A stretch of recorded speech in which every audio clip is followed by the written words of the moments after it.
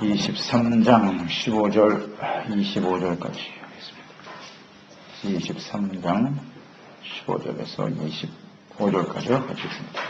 안식일 이튿날 곧 너희가 요제로 곡식단을 가져온 날부터 세워서 7 안식일의 수요를 채우고 7 안식일 이튿날까지 합하여 50일을 계수하여 새 소재를 여호와께 드리되 너희의 처소에서 10분의 2 에바로 만든 떡 2개를 가져다가 흔들지니 이는 고운 가루에 누룩을 넣어서 구운 것이요 이는 첫 요제로 여호와께 드리는 것이며 너희는 또 이 떡과 함께 1년 된 어린 양 7마리와 어린 수소 1마리와 순양 2마리를 드리되 이것들을 그 소재와 그 전주의 제물과 함께 여호와께 드려서 번제로 삼을지니 이는 화제라 여호와께 향기로운 냄새며 또 순양소 하나로 속죄제를 드리며 1년 된 어린 순양 2마리로 화목제물로 드릴 것이요 제사장 그 이사가 그의 떡과 함께 그 2마리 어린 양을 여호와께 흔들어서 요제를 삼을 것이요 이것들은 여호와에 드리는 성물인 제사장에게 드릴 것이며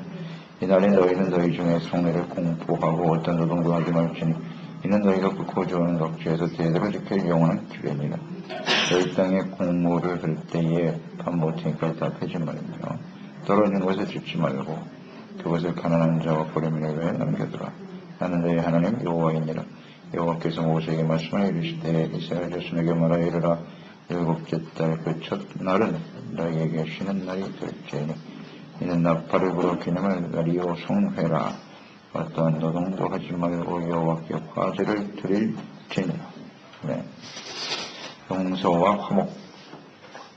하나님의 백성들이 지켜야 될 절기를 주님께서 말씀하시면서 이 절기를 반드시 지켜라. 영원한 규례다. 이렇게 말씀하고 계신데요.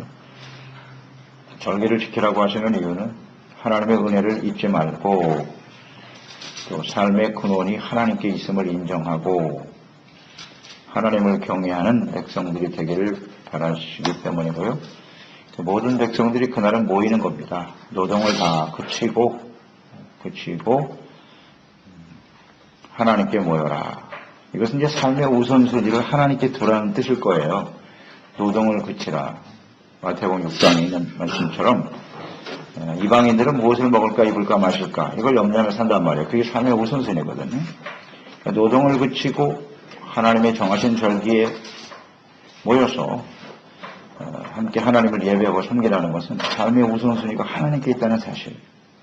우리는 이것을 분명해야 된다는 거죠. 세상 사람들은 자신이 열심히 수고하고 노력해서 뭔가 어떤 결과를 얻어서 인생을 산다고 생각하지만 그러나 하나님의 백성은 그렇지 않다. 하나님의 삶의 우선을 하나님께 두고 그 모든 것을 더해 주시는 분 하나님이시다. 이것을 좀 분명히 하나님 앞에 깨닫고 바르게 하나님을 섬기며 예배하는 사람이 되어라 하는 뜻이 아니겠습니까? 그리고 또 하나의 의미는 모든 사람들이 모이는 절기니까요. 모든 백성들이 모여서 우리는 하나님의 백성입니다. 그래서 서로 인식하는 겁니다. 우리는 한 하나님을 섬기는 한 하나님의 자녀들로서 백성들로서 우리는 형제입니다. 서로 화목하는 이게 하나님의 뜻일 거예요. 절기를 지키라고 하는 하나님의 뜻. 3대 절기는 6월절, 맥추절, 초막절입니다. 6월절은 이스라엘의 시작이죠. 한 해의 시작 6월절입니다. 6월절로 한 해를 시작하는 거예요. 하나님께서 구원해 주신 은혜를 잊지 말라. 나는 너희를 애굽에서 인도하여 낸 여호와니라. 주님이 이 말씀을 계속 강조하시거든요. 자꾸 잊어버린다는 것입니다. 이스라엘 백성들 한 해를 처음 시작할 때 무엇으로 시작하느냐? 우리는 하나님의 은혜로 구원받은 하나님의 백성들입니다. 구원의 은혜를 기억하면서 한 해를 시작하는 거예요. 항상 이 하나님의 은혜를 잊지 말자는 겁니다. 잊지 말라. 2월절의 의미죠. 이제 오늘 말씀에 맥주절이 나오죠. 오순절을 잘 지켜야 된다. 초막절은 이제 마지막 절기란 말이에요. 마지막 절기죠. 자, 이때 모든 남자들은 다 성전으로 나와야 된다. 이때 모여서 절기는 또 예배고 성회고 제사를 드리는 날인데 제사는 언제나 속죄와 화목제로 이어지는 거죠. 하나님께 죄를 회개하고 용서받고 은혜에 감사하여 하나님께 헌신하여 드려지는. 그러니까 이 절기, 예배 속에 나타나는 하나님의 뜻은 언제나 같아요. 중요한 절기, 예배의 의미를 우리는 생각해야 돼요. 그 절기에 나타나 지키라고 하신 하나님의 뜻은 분명합니다. 회개, 용서, 그 다음 하나님의 은혜, 감사, 화목, 헌신, 이런 단어들이 그 절기 속에 들어있는 거예요. 그러니까 하나님의 절기를 지켜라, 예배를 드려라 라고 했을 때 이 단어들이 이 개념을 이해하고 있어야 돼요. 이게 하나님의 뜻이라고요. 이걸 모르면, 이 의미를 이해하지 못하면 말이죠, 우리는 온전한 제사와 예배, 절기를 지키고 있지 않은 거예요. 절기하면 이 중요한 단어들이 탁탁탁 떠올라야 돼요. 의미를 알아야 돼요, 의미를. 16절, 21절, 오순절입니다. 일곱 안식일 후에 50일을 정확하게 계산해서 51절 되는 날 소제를 드리라고 되어 있네요. 소제. 보리를 처음 추수하는 날입니다. 거기서 떡을 만들어서 소제로 하나님께 드리고 흠없는 어린 양 7마리, 어린 수소 1마리, 순양 2마리를 드려라. 드리되 소제와 번제로 드리고 속죄제와 화목제물을 드리라. 이렇게 되어 있네요. 그래서 제사장은 요제로 드리라. 그래서 이 오순절날 드려지는 이 제사가 요제거든요. 요제는 거의 화목제죠. 화목제를 요제 처음 드리는 요제가 바로 맥주절 제사입니다. 그러니까 이날은 첫 열매를 드리는 날이에요. 첫 열매를 드리면서 이 땅의 주인은 하나님이십니다. 이 모든 소출을 얻게 하신 분이 하나님이십니다. 이 하나님을 인정하는 거죠. 그리고 감사하고 하나님께 영광을 돌리고, 6월절로부터 시작해서 50일이란 말이죠. 6월절은 이제 구원의 은혜로 시작하는 절기인데, 50일날 또 지켜라. 그렇게 하신 이유가 있겠죠? 50일째 될 때 또 지키라고 하신 이유는 잊지 말라는 것입니다. 시간이 지나가면 자꾸 잊어버리잖아요. 우리가 예배를 자주 드려야 되는 이유가 거기에 있는 거예요.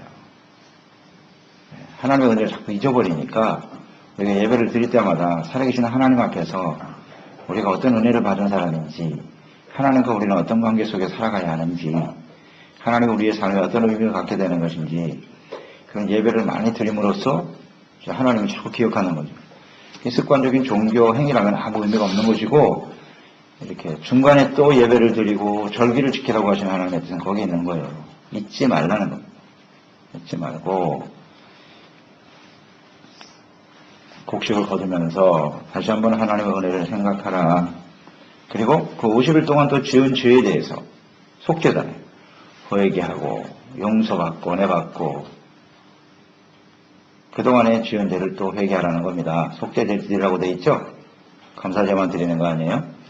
레위기 통해서 우리가 배웠죠? 제사의 중요한 핵심적인 내용은 두 가지다. 하나는 속죄, 그 은혜 용서받은 것에 대해서 감사하는 화목제물로 이어지는 거죠. 그러니까 속죄가 있는 곳에 화목이 있어요. 하나님과 화목, 그 다음에 형제들 간의 화목. 이것이 제사에 나타나는 하나님의 뜻이다. 그러니까 용서와 화목이에요. 용서와 화목. 그러니까 화목은 먼저 하나님과 화목, 용서받아야 하나님과 화목해지는 거니까요. 그럴 때 주님이 함께 하실 수가 있어요. 화목이라고 하는 개념은 함께 한다는 개념과 같은 거예요.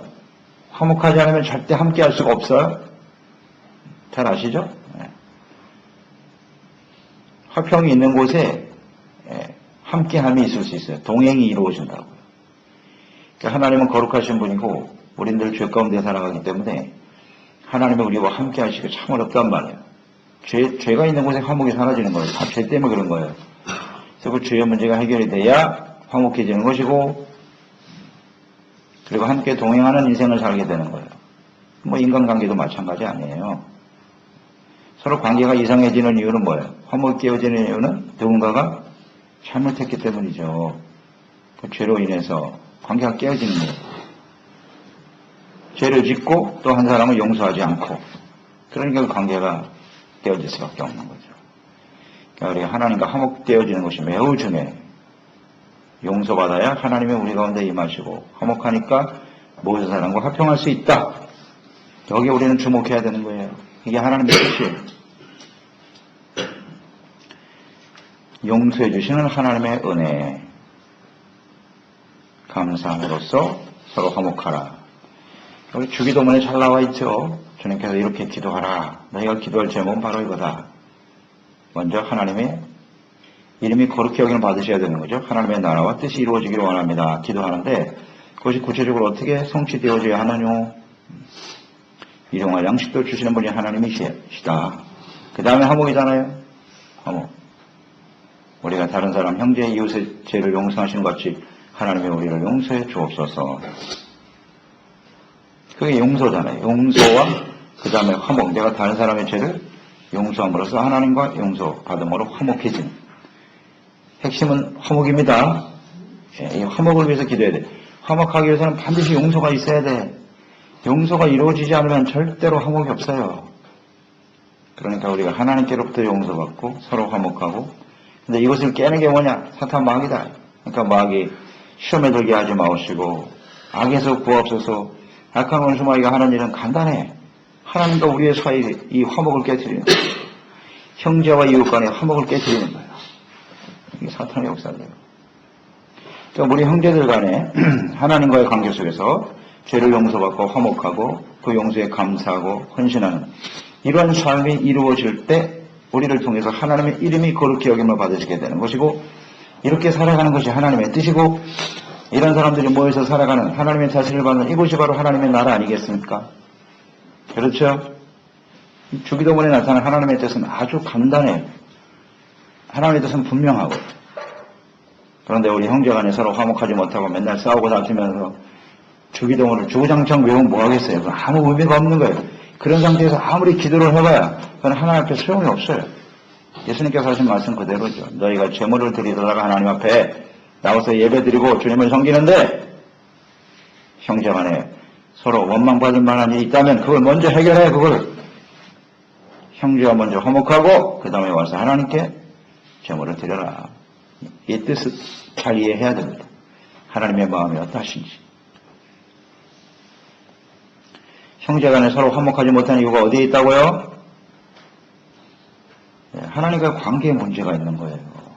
내가 하나님과 화목하지 못하는 그 바로 죄란 말입니다. 이걸 항상 잊지 말아야 돼요. 근데 그 죄를 우리는 어떻게 생각해요? 저 사람 때문에, 상대방 때문이라고 몰아붙이는데 그 사람을 용서하지 못하는 나는 뭐냐 그럼? 나는 뭐예요? 나는 죄가 없나? 내가 잘못이에요. 그게. 주님은 이웃을 용서하라고 하셨잖아요. 명령. 단 전제가 있죠. 내가 하나님 앞에 따라 팩도하면 용서 안 해도 돼. 괜찮아. 그렇지 않잖아요. 우리가 하나님 앞에 용서나 자유와 긍휼이 필요 없는 사람이라면 그렇게 해도 상관이 없어요. 우리는 그렇지 못하잖아요. 상대방을 긍휼히 여기고 불쌍히 여기지 않으면 하나님 우리를 긍휼히 여기시지 않는다 그랬어요. 굉장히 중요한 문제죠. 아주 간단해요. 어려운 게 아니에요. 뭔가 누구와의 관계 속에 자꾸 화목이 없다는 얘기는 내가 그를 진심으로 용서하지 못하고 있고 하나님께 죄를 짓고 있다는 거죠. 내가 용서해버리면 편해지는 거예요. 상대방이 깨달을 때까지 그 다음 뭐 파시엔시아 해야죠. 저 사람도 언젠가는 말씀 앞에서 깨달을 날이 오겠지. 그럴 때 자연스럽게 화목이 이루어지는 거죠. 화목, 이게 하나님의 뜻이에요. 형제들 간에 함께 모여서 화목하라. 화목이 중요한 뜻이라는 게 성경에 많이 나오죠. 신약성경에 보면 마가복음 9장 50절 소금은 좋은 것이로되 그 소금이 맛을 잃으면 무엇으로 짜게 할 것이냐. 너희 속에 소금을 두고 서로 화목하라. 굉장히 중요한 말씀하셨죠. 예수님께서요. 소금이 맛을 잃으면 아무 소용이 없다. 그 소금을 두고 우리 속에 서로 화목하래. 이 소금의 의미가 뭔지 아시겠죠? 소금. 하나님의 말씀이고 그게 바로 하나님의 거룩한 성품이라고 봐야죠. 그러니까 소금의 맛을 잃으면 소용이 없다. 그러니까 형제들 간에 서로 화목해야 될 사람들이 서로 원수 짓고 싸우고 다투고 있다면 그건 이미 맛을 잃은 소금이에요. 그리스도인의 삶의 모습이 아니라는 거죠. 우리 가운데 받은 하나님의 은혜와 사랑을 생각하고 서로 화목하라. 하나님의 뜻이에요. 골로새 1장 20절 그의 십자가의 피로 화평을 이루사 만물을 곧 땅에 있는 것들이나 하늘에 있는 것들이 그로 말미암아 예수 그리스도로 말미암아 자기가 화목하게 되기를 기뻐하심이니라. 화목을 위해서 예수님이 십자가에서 죽으신 거예요. 희생, 그런 희생 용서잖아요. 자기 희생과 용서가 하나님과 화목하게 하시고 또 너희들 간에 만물, 그 땅에 있는 모든 것들과 하늘에 있는 것들이 다 화목하게 하시기 위해서. 그러니까 우리가 형제들 간에 서로 화목하지 못하고 있다는 얘기는 예수님의 십자가를 헛되게 하는 거예요. 헛되게 하는 겁니다. 이걸 항상 잊지 말아야 돼요. 고린도후서 5장 18절 모든 것이 하나님께로서 났으니 그가 그리스도로 말미암아 우리를 자기와 화목하게 하시고 또 우리에게 화목하게 하는 직분을 주셨다. 아멘입니다. 우리가 예수 그리스도로 말미암아 하나님과 화목하게 된 순간부터 우리는 화목하게 하는 직분이 주어지는 사람들이에요. 직분을 맡은 사람은 어떻게 하라? 충성해야 돼요. 순종해야 합니다. 언제든지 우리는 화목케 하는 직책을 가진 사람이다. 직분을 가진 사람들이니까 어떻게 해야 돼요? 우리는 화목케 하는 사람이 돼야죠. 화평케 하는 사람이 되라. 그럴 때 너희들이 하나님의 아들로 인정되는 거야. 사람들이 볼 때도. 잘 아시죠? 화평케 하는 자는 어떤 사람? 십자가를 지는 사람. 용서하는 사람이 내가 용서하는 거예요. 그게 자기 희생이죠. 자기 부인을 하지 못하면 상대방을 이해하고 용납하는 게 참 쉽지가 않죠. 쉽지가 않습니다. 그래서 이런 일들을 우리 삶 속에서 끊임없이 만나게 하시거든요. 만나게 하시는 것은 하나님이 나를 화평케 하는 자로서 지금 훈련시켜가고 계시는구나. 그래서 우리가 생각하면 되겠죠. 이런 모든 일들이 이런 예배를 통해서 이런 절기를 통해서 깨우쳐 주시는 거예요. 깨우쳐 주시는 거예요. 그래서 하나님 앞에 성회로 모여서 하나님을 예배하고 찬양하며 섬기면서 화목을 이루어가는 이것이 진정한 하나님의 백성들의 모습이라는 거죠. 그것을 아주 분명히 하고 계시고요.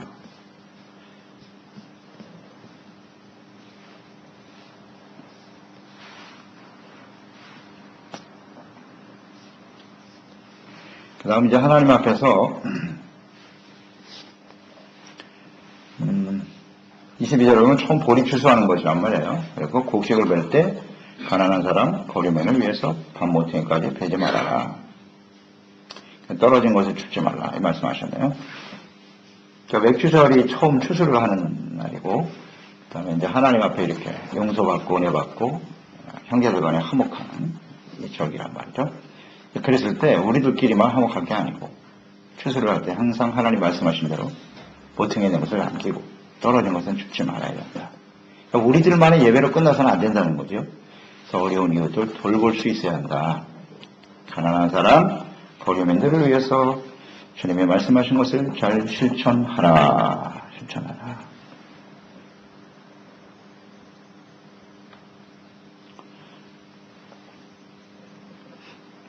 잘 나눠야 된다.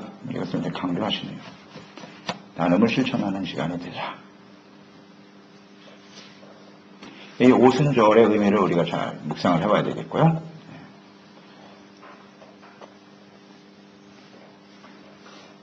하나님의 은혜에 감사하고 화목하고 함께 나눔을 실천하는 그런 절기란 말이죠. 그러니까 우리에게 주어진 모든 삶의 소출들, 수익들 다 하나님께로부터 온 것임을 항상 잊지 말아야겠어요. 잊지 말아야 합니다. 우리에게 수입이 들어올 때마다 하나님의 은혜로 된 것이구나 생각하고 나뿐만 아니라 함께 하나님과 이웃을 위해서 드리고 나눌 줄 아는 삶이 되어야 되겠다. 이게 오순절에 나타난 뜻이네요. 그럴 때 하나님과 화목한 사람이고 형제들과 화목하는 사람이고. 잘 생각해 보세요. 이것을 우리가 잘 실천하고 있나요? 그냥 내 것이라고 생각하고 나만을 위해서 쓰고 있지는 않나? 하나님과 이웃을 위해서 함께 나누고 있는가? 생각해 보시고. 하나님의 뜻은 거기에 있으니까요. 이 오순절날, 신약 시대에 오면 오순절날 중요한 사건이 있죠. 오순절날 어떤 일이 벌어졌죠? 사도행전 2장에 보면 무슨 일이 있었어요? 사도행전 2장 성령이 임했잖아요. 성령이 강림하신 날이 오순절이에요. 다 의미가 있겠죠. 하나님이 절기로 이렇게 사람들이 모여 있었잖아요, 예루살렘에. 그때의 성령이 임했죠. 그러니까 사람들이 다 모여서 그걸 봤다고요. 방언이 터지는 걸 보면서, 와, 어찌 이런 일이 벌어졌나. 다 놀랬잖아요, 사람들이. 그때에 이것은 요엘서 2장 28절의 말씀이 그대로 임한 것이요. 그리고 성령 받은 베드로가 나와서 그 오순절 때문에 예루살렘에 모여 있는 거예요, 사람들이. 그때 하나님이 역사하신 거지. 수많은 사람들이 복음을 듣게 하잖아요. 뒤집어지잖아요. 오순절날 성령이 임했다. 뭐 이건 결코 우연이 아니겠죠. 하나님의 계획과 뜻에 의해서 이루어졌을 것인데, 오순절날 성령이 임하신 사건을 우리가 기억하면서 항상 6월절이 먼저예요. 아주 지극히 성경적이에요. 6월절이 없는 성령의 역사? 없죠. 구원받지 못한 사람은 어떻게 성령 받겠습니까? 있을 수 없는 거예요. 6월절날 성령이 임하신 것이 아니라 오순절에 임했다고요. 6월절의 은혜, 구원의 은혜를 아는 사람에게 하나님이 성령을 부어주셔서 그것을 통해서 오순절의 개념을 이렇게 나누는 거죠. 예, 가난한과 거류민들에게 나누는 게 오순절의 뜻이거든요. 하나님과 화목하게 되고 또 그 은혜를 화목제물로서 형제와 그 다음에 거류민까지 이방인들에게까지도 함께 나누는 것, 실천, 나눔의 실천이 바로 오순절인데, 그 오순절에 성령이 임하신 뜻을 알겠죠? 성령이 임하심으로써 첫째는 유대인들에게, 더 나아가서는 모든 이방인들에게 이 예수 그리스도의 생명의 복음, 구원의 복음을 함께 전하고 나누는 자가 되어라. 그런 뜻이겠죠? 오순절은 감사의 의미가 있고 화목의 의미가 있고 나눔의 의미가 있다는 걸 잘 묵상해 보세요. 그러니까 그때 임하시는 거예요. 그 다음에 23절 여호와께서 말씀하여 이르시되 이스라엘 자손에게 말하여 이르라. 24절 일곱째 달 그 첫날 7월 1일이네요. 너희에게는 쉬는 날이 된다. 이는 나팔을 불어 기념할 날이요. 이렇게 되어 있네요. 7월 1일이 되면 나팔을 불게 돼 있어요. 나팔을 불어서 이 나팔절이거든요. 나팔을 불고 이날도 나팔절을 지켜서 어떤 노동도 하지 말고 하나님께 화제를 드려라 그랬습니다. 나팔절. 나팔절의 의미는 무엇일고? 묵상해 볼 필요가 있는데요. 7월 하면은 이스라엘에게는 언제냐면 마지막 달이에요. 마지막 달. 7월 10일이 속죄일이거든요. 대속죄일이에요. 그러니까 한 해 동안 지은 죄를 한꺼번에 딱 용서받는 날이 7월 10일 대속죄일이고요. 그 다음 7월 15일이 수장절이거든요. 초막절이에요. 마지막 절기라고요. 모든 추수를 다 걸어드리고 그 다음에 이제 하나님께 제사를 드리고 예배를 드리는 성기로 모이는 날이거든요. 그게 이제 한 해의 마지막이라고요. 그러니까 7월 1일이 딱 되면 나팔을 부른 거예요. 무슨 의미입니까? 나팔을 불라는 것은. 자, 이제 7월은 1년의 마지막 달이요. 그동안 하나님께서 한 해 동안 베풀어 주신 은혜를 기억합시다. 나팔의 의미, 나팔의 의미. 그래서 나머지 주어진 대속죄일과 수장절을 잘 준비해서, 초막절을 준비해서 우리가 하나님의 은혜에 감사하면서 한 해를 마감합시다. 빰빠라밤. 그렇지 않을까요? 그래서 나팔을 불라고 하신 거 아니에요? 나팔을 부는 이유는 경각심을 일깨우는 거잖아요. 그렇죠? 사람들에게 나팔을 불면서 관심을 집중하게 만드는 거야. 댄시온이죠. 나팔의 의미는. 그래서 이 나팔절을 하나님이 주신 이유는 바로 그런 거예요. 대속죄를 준비하고 한 해를 마감하면서 우리가 주님의 은혜를 생각합시다. 나팔. 성경에 나타난 나팔의 의미를 생각해보면 이 나팔은 하나님께서 말씀하셨을 때 하나님의 음성이 나팔 소리처럼 들렸다 그랬어요. 나팔. 이것은 하나님의 음성에 귀를 기울여라. 뭐 그런 의미도 있을 것 같고요. 계시록에도 보면 1장 10절에 주의 날에 내가 성령에 감동되어 내 뒤에서 나는 나팔 소리와 같은 큰 음성을 들었다 그랬어요. 사도 요한도 계시록 기록하면서 하나님의 나팔 소리, 하나님의 음성을 나팔 소리와 같이 큰 음성으로 들렸다. 그런 말씀도 기록되어 있고요. 그리고 신약 성경에 보면 이 나팔이 무엇과 관련이 되어 있죠, 여러분? 나팔. 나팔 소리는 무엇과 관련이 되어 있어요? 예수님의 재림이죠. 재림과 관련되어 있잖아요. 마태복음 24장 31절 저가 큰 나팔 소리와 함께 천사들을 보내리니 그들이 그의 택하신 자들을 하늘 이 끝에서 저 끝까지 사방에서 모으리라. 아멘. 예수님 오실 때 나팔 소리와 함께 오신대요. 그 나팔 소리, 수장절, 마지막 추수하는 절기죠. 수장절, 추수해서 다 이제 창고에 지 그러니까 그 구약 성경의 나팔절과 수장절이 같은 달에 이루어진단 말이에요. 자, 추수 때가 되었습니다. 그런 뜻이잖아요. 그러니까 이 나팔절이라고 하는 의미는 이제 예수님, 신약성경의 예수님 나팔소리, 마태복음뿐만 아니라 데살로니가전서 4장 16절에도 주께서 호령과 천사장의 소리와 하나님의 나팔소리로 친히 하늘로 쫓아 강림하시리니 이렇게 되어 있거든요. 그러니까 나팔소리는 예수님과 재림에 관련이 됐단 말이에요. 그러니까 나팔은 예수님의 재림할 때가 가까웠습니다. 그날은 추수할 때입니다. 그러니 우리가 잘 준비하는 거잖아요. 이 한 해를 마감하고 우리 인생을 마감하고 주님 오시는 그날을 우리가 준비하는 사람이 됩시다. 나팔. 의미가 있죠? 오순절날 성령이 임하셨는데요. 6월절엔 뭐 예수님이 오셨고요.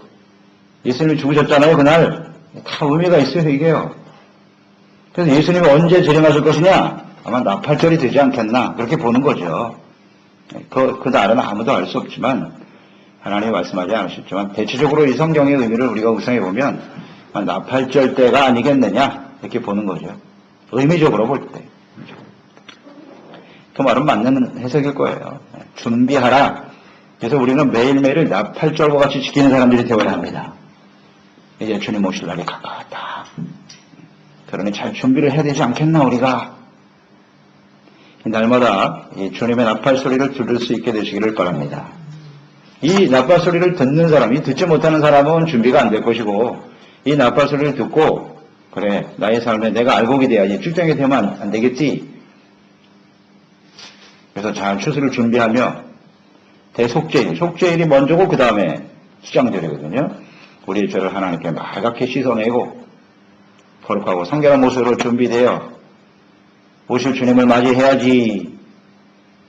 이렇게 준비된 사람은 주님을 맞이할 수 있을 것이고.